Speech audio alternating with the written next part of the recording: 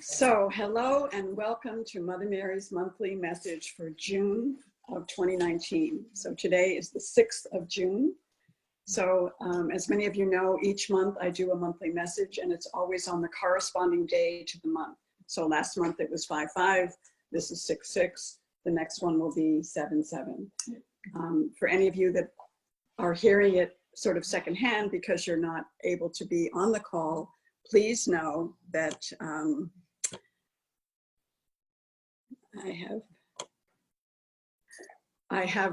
be recording the message, and that way you'll be able to find it again. So my website is samaragrace.com, and that's www.samaragrace.com. I never know exactly what Mother Mary is going to speak about. And it's always kind of interesting because back in the day when I was a high school English teacher, if I showed up without a lesson plan, I felt unprepared. And at the same time, what it's taught me is to just be present. Because what seems to happen is Mother Mary kind of scans the people that are listening to see what might be in your heart or mind, but also in terms of what's going on in the world. And as many of you know, today is the 75th anniversary of D-Day. And there are still a few of our brave men and women, but mostly men that went at that time, left. And I watched on TV last night, a guy who is 90 something was taken on an airplane, and he parachuted just like he had done 75 years ago. Oh, wow. And it was an extraordinary, extraordinary thing to watch. He's bright-eyed, very articulate, and spoke about, he remembers exactly how it felt to land. And they said to him, well, how was it this time? You got chills, right? He said, it was a lot better because nobody was shooting at us. And I think too, when we look back on, you know, all of the wars that have been fought in all of our countries, I just want to give a shout out to the brave men and women and their families who have journeyed into harm's way, some of whom paid the ultimate price. And Mother Mary recently did a video in which she said she's doing everything possible so that there'll be a time when the armed services can use these kind of arms rather than guns. So my name's Samara Grace. I was just waiting a couple minutes to start the official message from Mother Mary in case people were getting on.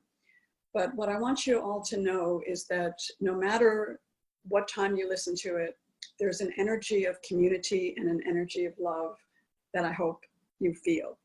And so I'm just going to take a moment and bring in our dear Mother Mary and see what she would share with all of you.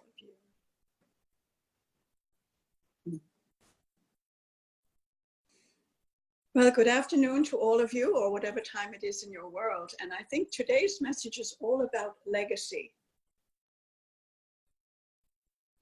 When you think about the legacy of 75 years ago, all of those brave men and women and all of the planning that went into changing the nature of what might have otherwise been a very different outcome for World War II. Can you imagine these young people, most of them men at the time, most of them just teenagers, who'd never had anything like that. They just graduated from high school, perhaps a few years before. Can you imagine getting them all packed up with gear and loading them on planes and flying them farther than perhaps they'd ever gone? And now, there they are looking down at the beach, knowing that they might not survive, because not only would they have to plummet out of the plane, what was waiting for them was guns and people determined to kill them. And yet they went, thousands of them, and many of them didn't come home. So why am I speaking about that to you? I'm so happy that none of you are currently in harm's way in that way. But I want you to think for just a moment about the legacy that they built, that they weren't even aware of at the time. They weren't thinking, what's my legacy, when they were packing up and jumping out of planes? They were thinking, perhaps just of their girlfriends or their parents or what might happen next. Okay, go ahead. Here we are in 2019. No. And I think what I want to tell you, please mute yourself if you're coming online. People don't always know how to do that. Let me see. I don't know how. Okay, well, we'll just be with it. If you're online and you can, please mute yourself. That way we can all be heard. So here we are talking about legacy. And what I want to say to all of you is that there will be a time when you're called to come home. So far, that's been true. There's an end to your time on earth, right? And I'm not trying to hurry anyone, not at all. But what I'm just going to suggest right now is take a look back. For some of you, you can look back 75 years. For others, you can look back 10 or 15 or 20 or whatever. And choose at least 3 or 4 moments in your life that took courage. Several in my group in this living room are nodding their heads with recognition. That took courage when you had to act beyond your level of comfort, when you had to do something that called on all of your being to come out of fear and do it anyway. How many of you can have at least a couple moments? Raise your hands. Yes, right? Well, the reason I'm bringing that up today is that what's happening now in the world, perhaps it is not World War II or the Korean War or the Vietnam War or the conflict in Iraq and all of that. But what you have right now is a society in a world that has lost its courage. You're living in a society that has lost its courage. I'm not saying everyone, of course, but can you just relate to that for just a moment? That what's happening is there are so many strident voices, so many incredibly loud voices, that those of us that don't really want to make waves sort of pull back, get quiet, don't really do much of anything. And so what happens is if loudness works, right? If that's what works, guess what will continue? Loudness. So how do we as human beings summon our courage and summon our voices, not in battle in the way that those young people had to fight, but in a way that has a force of good, a force of compassion, a force of love behind that voice.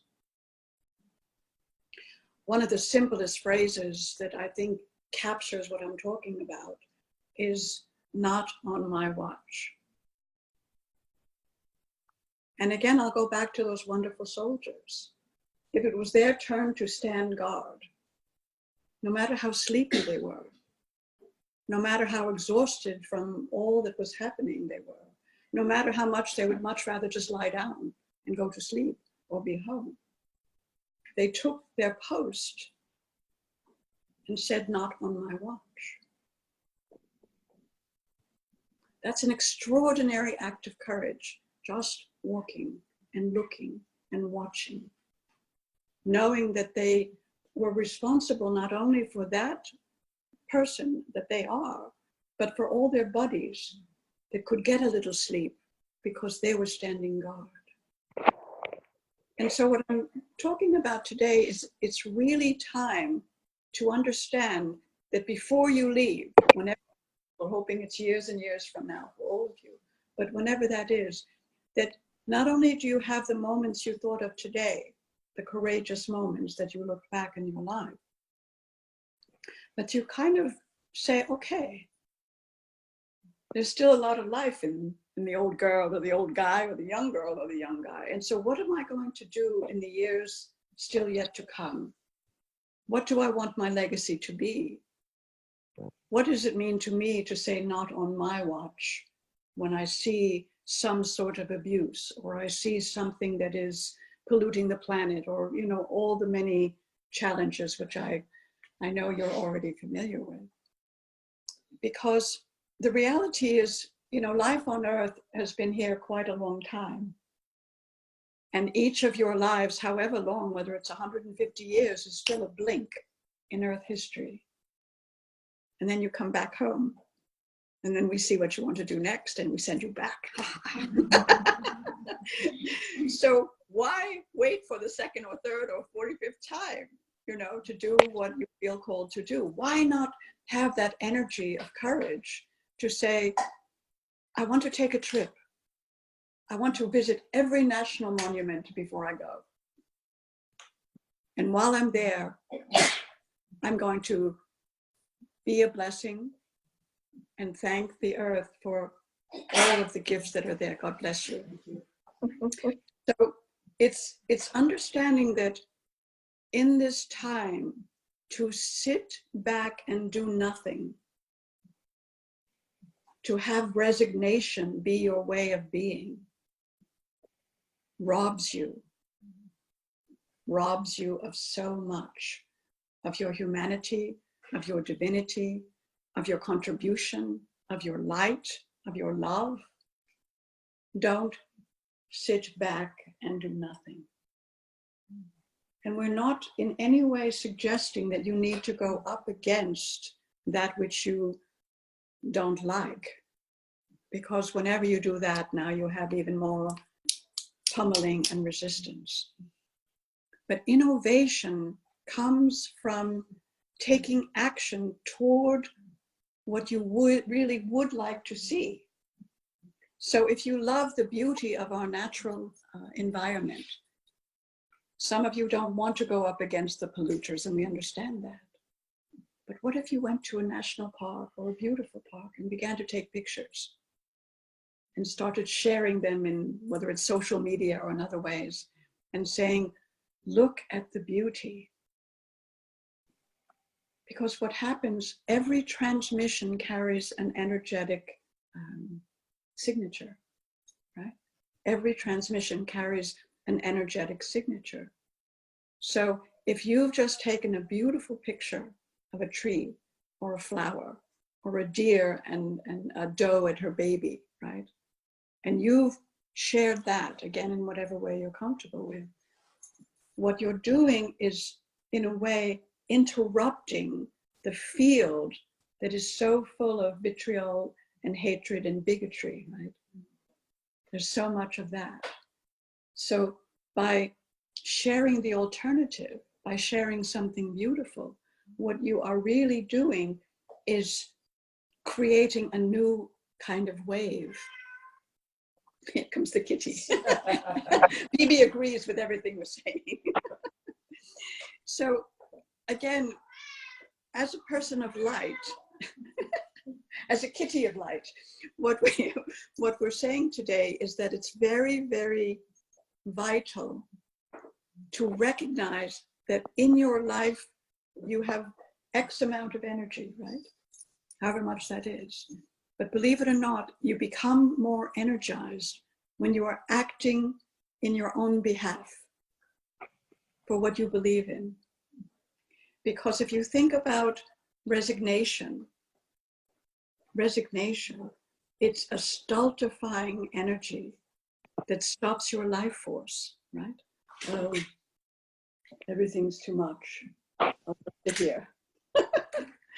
And so by choosing to follow what is important to you, whether it's the natural environment, whether it's kindness to children, whether it's supporting people who are suffering in some way, whether it's writing a book, whether it's singing a song, it doesn't matter the exact thing that you choose, but your legacy is built on courage.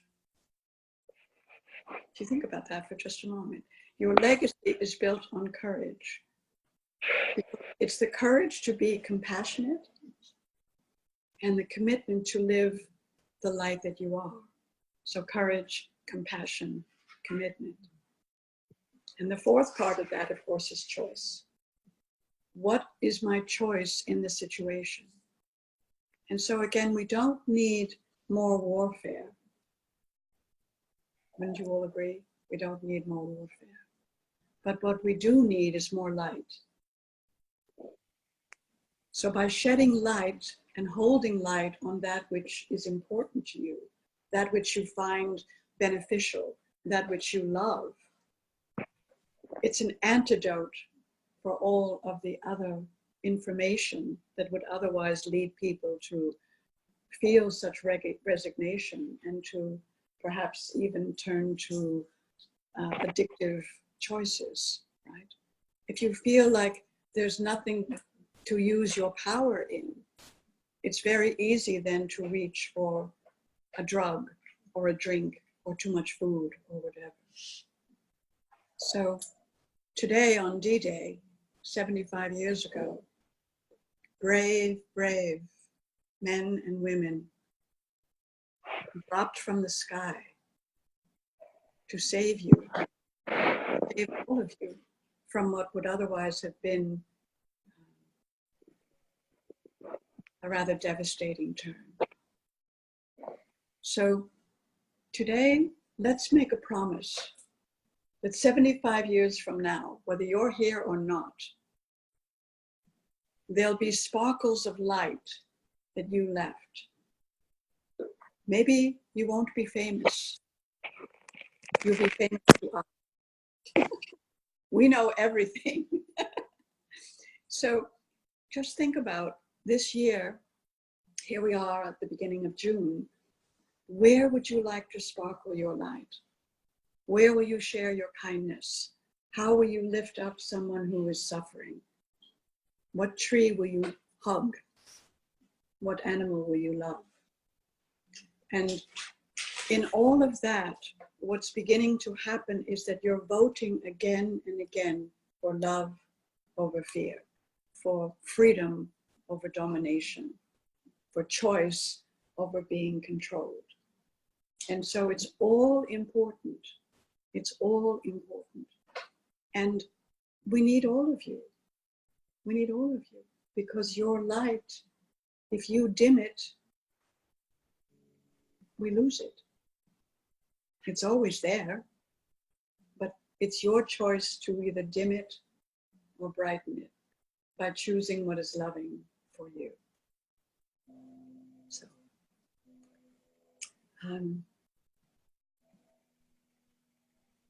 I have one more suggestion, I guess I would call it. It is not weakness to ask for help.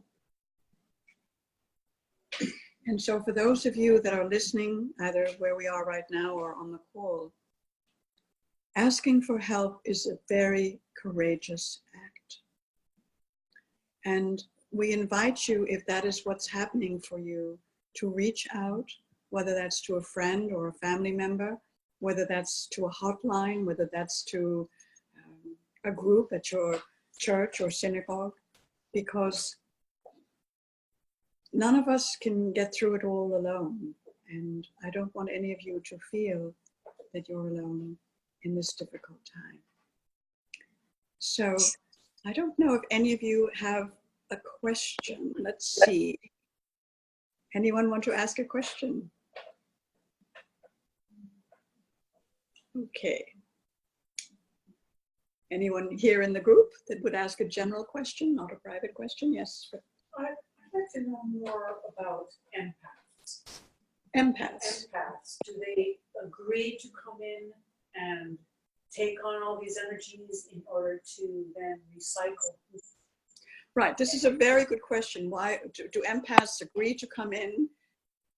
And how do you survive being an empath, and what happens with it? Because it's a challenging choice.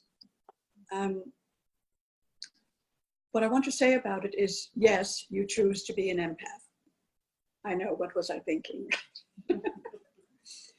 And at the time that you make that choice, you are not yet on earth. You're a soul. So you look down and you think, oh, I could do that. I could fix them. I could help them. You know, Earth is suffering, people are suffering, you know, let me down there. I can do it, I can do it. And I won't be alone, there'll be a lot of us. But unfortunately, what begins to happen is that the empath doesn't learn how to set what I would call a beefed up aura. A beefed up aura means that you know who you are and you're still able to be empathic to the people that you are either working with or that are around you. But their circle and your circle are sacrosanct, meaning that the one does not bleed into the other one. And that is part of spiritual mastery. And that's why many of you have taken EMF, a beautiful technique to learn about energy, Reiki, healing touch. You know, all of these things are to not only awaken your own capacity for healing, but to strengthen your energy bodies. The other challenge that I would mention is for empaths and for others, and this is going to sound funny, but it's true. You're not here to save anyone. You're not here to save anyone. You are here to assist, to advise, to help, to walk with, to guide, and at some point in time, to let go. Because if you become invested in someone else's story, you start walking their path instead of yours. And we can all see how people are making choices that are destructive. Right? You don't see that. We don't want them to do that. We want to tap them on the shoulder or hug them or say, hey, wait a minute, there's a better way.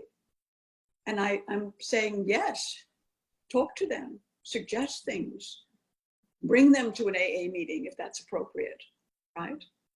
But at a certain point in time, if they are not willing to change their behavior or change their story or change what they believe about themselves, you wish them well and you walk on.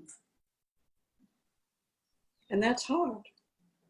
But that's also, empaths came to give, but also to learn this part, that you're not here to save anyone. Now, if you run into a burning building, yes, bring them out, save them, yes. But you know what I'm talking about in terms of empaths, to just go again and again and have them say to you, well, yes, but. Yes, I know you told me that I could do that, but.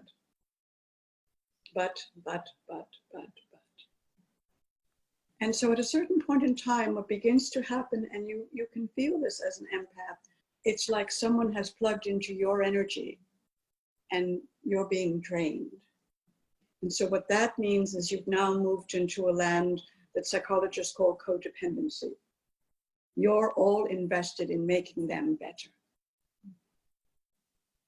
And they're invested in not getting better. And so an empath at that point in time needs to save themselves and say, no, I wish you well. I wish you well. And if you ever get to this point, I'm happy to revisit our relationship. But otherwise, you're enabling them to continue. And you've done your best, but it has not had that effect that you wanted it to. So it's time to say, I wish you well. A beautiful question, Francis. Thank you. Any more from our panel here? Yes. I've heard from sources that there's a great battle going on in the universe between the light and the dark. Is there any truth to that? It's a wonderful question. I'm going to repeat it.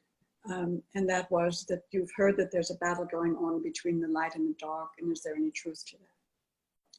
Well, it's an interesting answer, yes and no.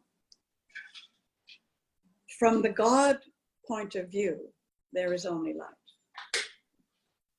If you can move out of the planet at the moment, all the way back to source, there's only light.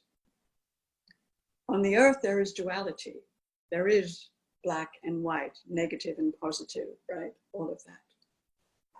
But what I would say is the battle right now is between power and love. That's the battle. If I want to have power over you, I don't love you, right?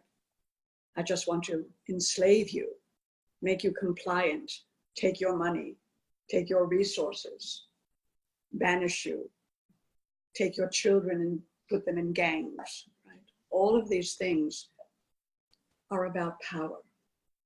And so this abuse of power has gone on really since the planet began. And so when you look at it from a microscopic point of view, as opposed to a telescopic point of view, what you see is a battle that some would say is light and dark, but it's really between power and love. And the irony is that the people that are doing what you could call abusing power, if they could experience love, would drop everything to have it. Because what they're really looking for as they're enslaving you and running gangs and shooting people and all that, what they're looking for is some sense of that I matter. People want to believe that they matter. But the only frame of reference that they've had so far in their lives to matter is to have domination, right? And so that's what they keep repeating over and over again, killing each other, and then the next one takes over and on it goes. But are they dark and light? Not as I see it. Not as I see it. What I see is that they have forgotten who they are. And so what I began by saying in terms of your legacy, you help people remember when you show them beauty. If you've never felt love, and all you have to do is walk in any prison, not only in America, but my goodness, in other countries, and see these men and women who have done terrible things, no question. But it came from an absence of love. In every case, an absence of love. So that they believed the way to feel like I matter is to rob you, or kill you, or rape someone, right? To feel powerful in a very destructive way. So the measurement of where we are right now is the amount of love on the planet that is seen and felt and heard and embraced versus the amount of abusive power. That's why you're having this huge upheaval going on. And the other challenge, and the reason I keep showing up everywhere, is that people still don't know what love is. You know? They still don't know what love is. You see a father or a mother hitting their child, right? Because they love them. And they don't want them to do whatever, right? Bang, bang, bang. Because that's what was done to them. And before that, and before that. Now, are boundaries important? Yes. Are manners important? Yes, we're not saying that. But the overriding question that I've been asking everyone for 20 years is to put in your own heart and mind, what would love do here? So if the child has misbehaved, you take them by the hand and you take them outside and you say, you know what? We're going to weed the garden now. Here's your hat, here's your sunscreen, here's your pail, here's your hoe. Let's go. We're going to weed the garden. I don't want to. I know. Let's go. And you put them there, and then in the course of it, depending on their age, you say, if you want to have a beautiful life, you have to know the difference between weeds and flowers. And what you did in there was like a weed. And we want you to have a life that flowers. So you love them and you teach them. And they would remember that and move into a very different field of energy than being hit and shamed and embarrassed. So I have a lot of lessons in love that are still not operational. But that's really the nature of what's going on right now. And the most important thing each of us can do is first and foremost love yourself. Turn off the critic, right? You didn't do this and you didn't do that and blah, blah, blah. Turn that critic off. And look back at your life at the moments when you felt proud of yourself. Say, yeah, that's me. That's me. And if you're still not feeling that, then go and get some nice note cards and write 5 beautiful note cards to friends you haven't seen in a while. 5. 5 is the energy of change. Dear so-and-so, I was sitting here feeling sorry for myself. And then I remembered what a wonderful friend you always have been. I hope things are going well with you. I love you. I miss you. Have a nice day. So you move yourself, just like I was talking about the child who had, quote, misbehaved. When our minds begin to go to destructive thoughts, we have to do something else in our garden. And so every time you think of someone that you love in your life and you send them a card, or I know sometimes people email and all that, but believe me, there's something about opening your mailbox and actually getting a physical card that maybe has a nice picture on it. It's like, oh, I mean, I know Samara saves her cards that people send, you know? I think her son sent her one for Mother's Day about 5 years ago, and she's still carrying it around. You know? So that's what you do. You take yourself out of despair and resignation and even stagnation, and you do something kind. Or you call a friend and say, you know, I haven't seen you in a while. You want to go for a coffee or a tea or a walk? Because your garden is always liable to grow some weeds. And so it's one of those constant processes of saying, that's a weed. So I'm going to move that away and come into love. So we're going to end on this beautiful 6-6. And I'd love all of you to join me, whether you're on the call or in the room. And we're going to send love and energy to every person in the military, in every country, who's ever been in the military, all the way back to the beginning of time. And as we send them this love and this energy and gratitude for their sacrifice, we're also going to invoke the idea that there will come a time when no one needs to go to war. So to all of the men and all of the women and all of their families, in every nook and cranny of this earth, to the survivors of all of these battles, we say thank you for your sacrifice. And we invite all of the world leaders to wake up in love, to understand that there can be courage and compassion, and to make a commitment to really bring peace into their countries, into their households, in every place throughout the land. And so we say thank you and God bless you. And to everyone in the world right now, we invite you to check out your garden and be sure that you're growing what you want in this life, so that when your time is done and you come home to us, you can look back and see all the flowers that you planted either literally or energetically. And so it is. I'm going to bring Samara back to say goodbye. But thank you so much for listening, and God bless you all so much.